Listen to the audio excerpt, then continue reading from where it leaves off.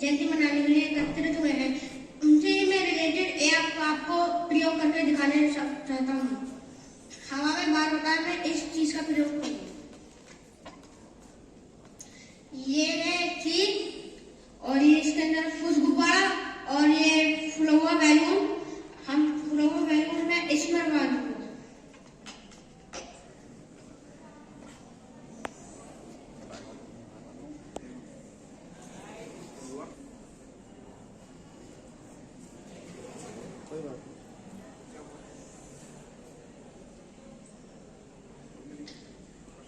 ये देखिए, ये हवा का भार है, इससे हमको पता चलता है कि ये हवा का भार है। जिधर ये बैलून है फूस गुब्बारा, ये बैलून का गुब्बारा नीचे लटक गया।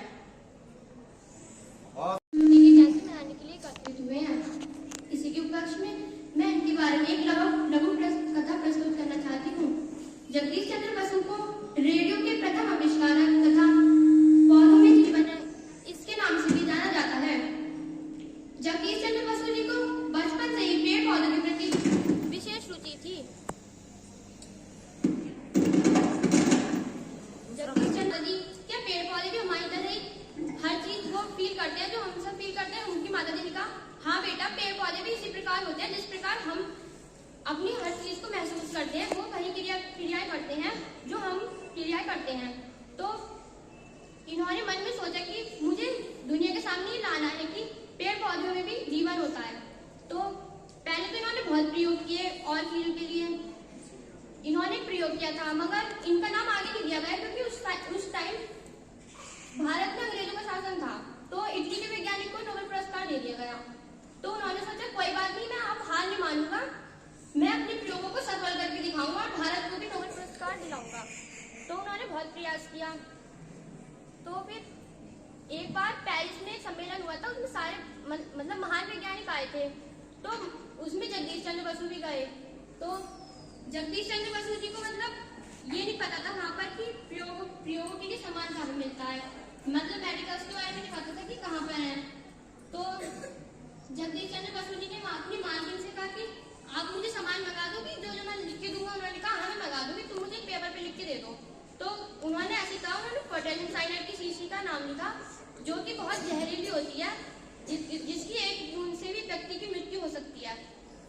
तो उन्होंने वो शीशी का नाम लिख के दे दिया उन्हें पर्चे पे, और उन्होंने मालकिन ने नौकरानी को दे दिया अपनी।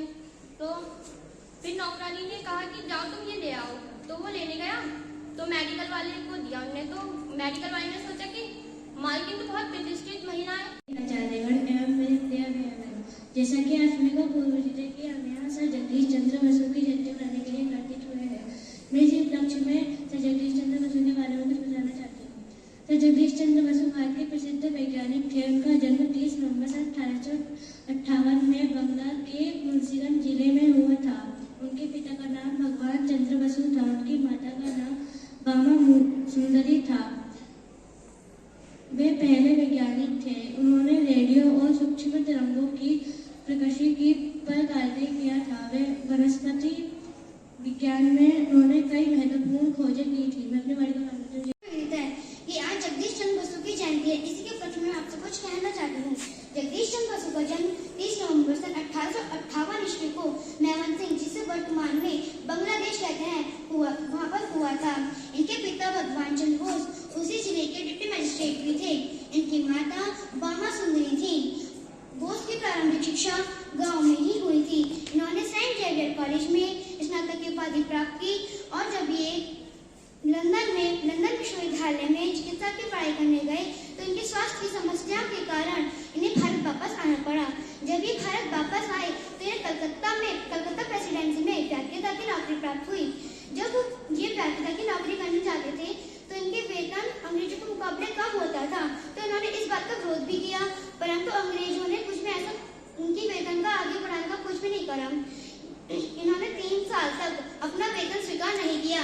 इनकी यह योग्यता देखकर अंग्रेजी शासन ने इनका वेतन अंग्रेजों के मुकाबले कर दिया और इन्होंने प्रेसोग्राफ, वायरलेस टेलीग्राफ, पेड़ पौधों में संवेदना होती है, इसको भी सिद्ध किया।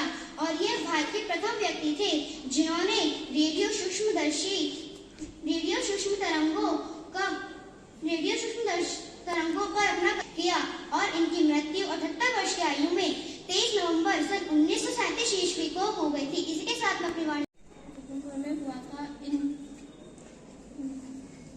इनके पिता भगवान सिंह बसु डिप्टी कलेक्टर थे।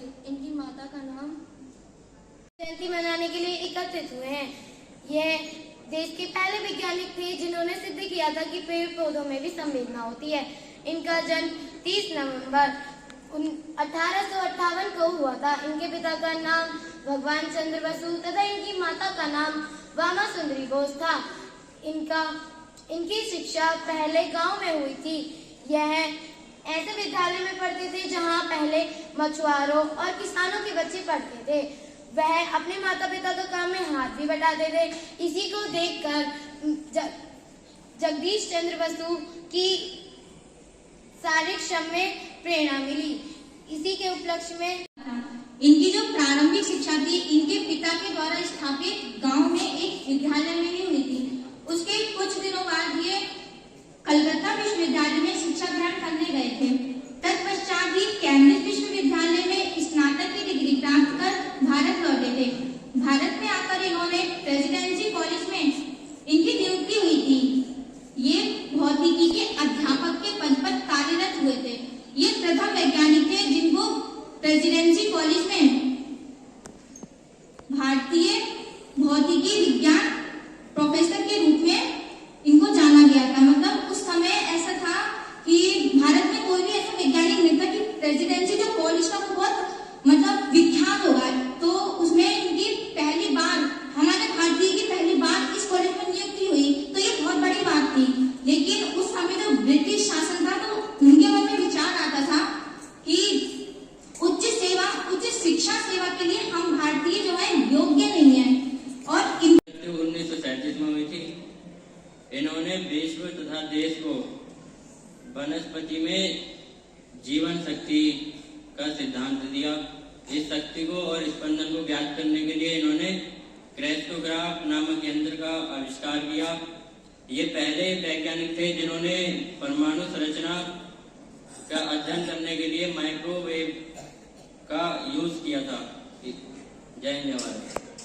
एवं मेरे प्रिय बहनों, जैसा कि आप सभी को पूर्व में देखा कि आज हम जगदीश चंद्र बसु की जयंती मनाने के लिए एकत्रित हुए। इसी उपलक्ष्य में मैं अपना विचार प्रस्तुत करना चाहती हूँ। जगदीश चंद्र बसु का जन्म 30 नवंबर 1898 को बंगाल के एक गांव में हुआ था। इन्होंने खोज की थी जिसमें इन्होंने बताया था कि पौधे भी मनुष्य की तरह सुख दुख का अनुभव कर सकते हैं। इस कारण इन्हें अनेकों देशों से निमंत्रण पत्र आए अपना प्रयोग दिखाने के लिए। इन्हें इंग्लैंड के लंदन नामक शहर में अपना प्रयोग दिखाना था, जिसमें इन्हें बताना था कि जैसे मनुष्य को जहर देकर मनुष्य की मृत्यु हो जाती है, उसी प्रकार पौधे को भी जहर देकर वह मुरझा जाता है। इन्होंने प्रयोग दिखाया तो प्रयोग में जब इन्होंने पौधे को इंजेक्शन लगाया तो पौधे प्रिय बहनों, आज आप सभी को पूर्व दिता है जैसा कि सर जगदीश चंद्र बसु की जयंती मनाने के लिए एकत्रित हुए हैं। इसी के उपलक्ष्य में मैं अपने विचार प्रस्तुत करना चाहता हूँ। सर जगदीश चंद्र बसु का जन्म 30 नवंबर 1858 को बांग्लादेश में हुआ था। इनके पिता का नाम भगवान चंद्र बसु तथा इनकी माता का नाम वामा सुंदरी था। 10 मई 1901 में इन्होंने यह सिद्ध कर दिया था कि पेड़ पौधों में जीवन होता है और इनकी मृत्यु 23 नवंबर 1937 को हो गई थी। जय हिंद, जय भारत। उसके उपलक्ष्य में मैं कुछ जगदीश चंद्र बसु के बारे में बताना चाहूंगी। सर जगदीश चंद्र बसु का जन्म 30 नवंबर 1858 को बंगाल के एक धनी व समृद्ध परिवार में हुआ था। इनके पिता का नाम भगवान चंद्र बोस था। इनकी माता का नाम श्रीमती वामा सुंदरी बोस था। इनके पिता डिप्टी मजिस्ट्रेट तथा माता बड़े ही धार्मिक प्रवृत्ति की महिला थी। बचपन से जगदीश चंद्र बसु प्राकृतिक घटनाओं से बड़े ध्यान एकत्रित हुए हैं। इनका 18 में हुआ था। इनके पिता का नाम भगवान चंद्र बसु था तथा इनकी माता का नाम वामा सुंदरी बोस था। इनका तब उसके मार्ग में कई बाधाएं आती हैं। जैसे कुछ लोग उसे बुरा भला कहने लगते हैं कि तुझ पे नहीं होगा, ये नहीं होगा। यही हुआ था जगदीश चंद्र बसु जी के साथ। जब ये छोटे थे तब इन्होंने अपना लक्ष्य बना लिया था कि मुझे वैज्ञानिक बनना है। लेकिन इनके जो पड़ोसी थे ना, वो कहा करते थे अरे तुझसे नहीं होगा, ये तो मंदबुद्धि है। लेकिन भैया बहनों, जो लोग इन बातों पे ध्यान देते हैं वह तो अपने लक्ष्य को प्राप्त नहीं करते, लेकिन जो इन बातों को इग्नोर कर देते हैं वह अपनी सफलता, अपनी मंजिल को जरूर पा लेते हैं। इसी तरह एक कवि की कुछ पंक्तियां हैं। कुछ रीत जगत की ऐसी है, हर एक सुबह की शाम हुई। कुछ रीत जगत की ऐसी है, हर एक सुबह की शाम हुई। तू कौन है, तेरा नाम है क्या, सीता तक यहाँ बदनाम हुई, सीता तक यहाँ बदनाम हुई। कुछ रीत जगत की ऐसी है, हर एक सुबह की शाम हुई। तू कौन है, तेरा नाम है क्या, सीता तक यहाँ बदनाम हुई। भैया बहनों, जब यहाँ सीता तक बदनाम हुई तो हम क्यों नहीं होंगे। हमें अपनी मंजिल को प्राप्त करना है, ठीक है। इसी पंक्तियों के साथ हमें कार्यक्रम की अंतिम श्रृंखला में माथा टेक के आना। इनकी माँ भी ऐसी थी, अपनी फुलवारी में फूल तोड़ने जाती थी डलिया लेकर के, जिसमें फूल रखते हैं, और इनको साथ ले जाती थी। तो पता ही क्या करते थे छोटे थे जब, ऐसे ही आप भी करते हो, बहुत सुंदर फूल देख करके वहां खड़े हो जाते थे और हाथ, जब बोलना भी नहीं जानते थे तो हाथ का संकेत करते थे। क्या कहते थे संकेत से, माँ इस फूल को तोड़ो, ये अच्छा है। और थोड़े बड़े हुए फिर उन्होंने ये कारण भी पूछना शुरू कर दिया, ये माँ फूल इतना मोटा, ये इतना छोटा क्यों है, ये पेड़ इतना बड़ा हो गया, ये पेड़ इतना छोटा क्यों है। अनेक प्रश्न इन्होंने पूछने प्रारंभ कर दिए और उनकी माँ को उस दिन से लगा होगा इसको कैसा विद्यालय देना चाहिए, इसको कैसी संगत देनी चाहिए।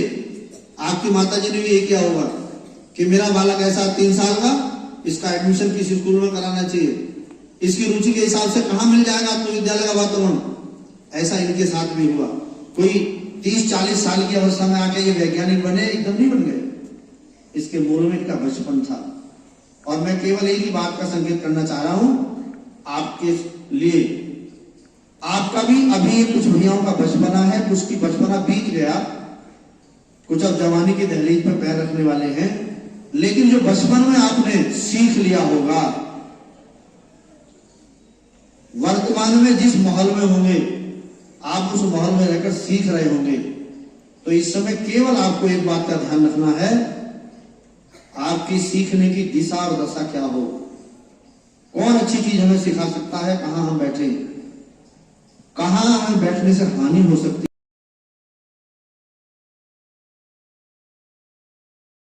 है। जिसे हम क्या कहते हैं, क्या नाम बताया था भैया मैंने, किसी ने रेडियो की खोज।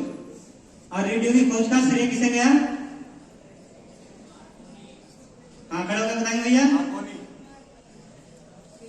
खड़ा होकर बताओ।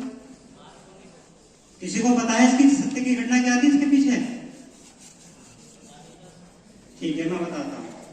इन्हीं चीजों को ध्यान से सुनना चाहिए। जी मार्कोनी ने रेडियो की खोज की। रेडियो बनाया किसने था? जगदीश चंद्र बसु ने बनाया था। अब जगदीश चंद्र बसु जो थे जी मार्कोनी के अंडर में काम करते थे, यानी कि उनके शिष्य के रूप में काम करते थे। तो जेसी बोस ने जब रेडियो का आविष्कार कर लिया तो अपने गुरुजी को दिखाने के लिए गए कि गुरुजी देखो मैंने ये रेडियो बनाया है और ये ऐसे ऐसे काम करता है। अब जी मार्कोनी को बड़ा आश्चर्य हुआ कि भारतीय ने ऐसी चीज बना ली और हम सब वैज्ञानिक उससे पीछे रह गए। तो उन्होंने इसकी कला को दबाते हुए, जेसी बोस की कला को दबाते हुए और अपने नाम का प्रचार करने के लिए उनसे कहा कि नहीं भाई ये काम नहीं करता, ये ऐसा है, ये वैसा है। उनके मनोबल को गिरा दिया, क्योंकि अंग्रेज लोग होते ही ऐसे हैं। जब उनका मनोबल गिरा दिया और स्वयं क्या काम किया, रेडियो का पेटेंट बना करके उसको अपने नाम से प्रकाशित करा दिया। ठीक, तो ये सत्यता थी जेसी बोस की खोज के पीछे। अब एक मैंने नाम लिया पेटेंट। ये क्या होता है पेटेंट? किसी को पता है हमने से भैया बहनों में से? होता है एक तरह का शपथ पत्र। ठीक है, हम जो कोई चीज खोजते हैं उस चीज को खोजने के बाद हमें उस चीज का पेटेंट कराना पड़ता है। ठीक है, कि हमने ये चीज खोजी है, इसमें ये गुण है, इसका हम ये उपयोग कर सकते हैं, इसको ऐसे बना सकते हैं। तो उन सब चीजों की डिटेल के अंतर्गत आता है पेटेंट कराना। तो उस समय तक हमारे देश में किसी को इस पेटेंट की पता नहीं थी। अब हमारे यहाँ सबसे पहले शून्य की खोज हुई, किसने की थी शून्य की खोज हमारे देश में? आर्यभट्ट जी ने। कहीं उनका नाम आता है कि आर्यभट्ट ने शून्य की खोज की? नाम आता है अंग्रेज वैज्ञानिकों का। क्यों आता है? क्योंकि आर्यभट्ट जी के नाम का कोई पेटेंट नहीं था। हम अगर कोई जरा सी भी चीज खोजते हैं तो उसका तुरंत पेटेंट चाहिए। अब हमारे ब्रजेश जी को ध्यान आया कि जाड़ा बहुत है, जिनको जर्सी नहीं है तो अपने सौजन्य से इन्होंने जर्सी कल भी बांटी है, मुझे नहीं पता 2000 कितनी बांटी, लेकिन आज भी ले आए हैं। तो अब मैंने इनको कहा भाई मंच पे बुलाओ जरा बालकों को, पता तो लगे। अच्छे काम को करके औरों को दिखाना भी चाहिए।